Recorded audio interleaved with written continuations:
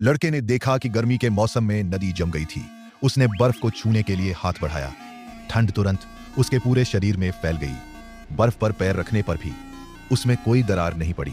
लेकिन जैसे ही वो जाने के लिए मुड़ा, अचानक 10 मीटर मोटी बर्फ की परत में एक दरार दिखाई दी। कुछ देर बाद लड़का वापस आया। नदी की बर्फ पिघलती देखकर वो भयभीत हो गया। उसने झुककर सावधानी से बर्फ को छुआ। पानी अब पहले जैसा ठंडा नहीं था। लड़के ने पानी पर एक गेंद डाली और उसे अपनी आंखों के सामने गायब होते देखा।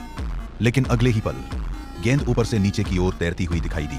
उसने सोचा कि शायद ये कोई भ्रम है, लेकिन ध्यान से देखने पर उसने पुष्टि की कि यह वही गेंद थी। लड़के ने तुरंत जाने का फैसला किया, लेकिन तभी उसके पीछे से एक जानी पहचानी आवाज आई।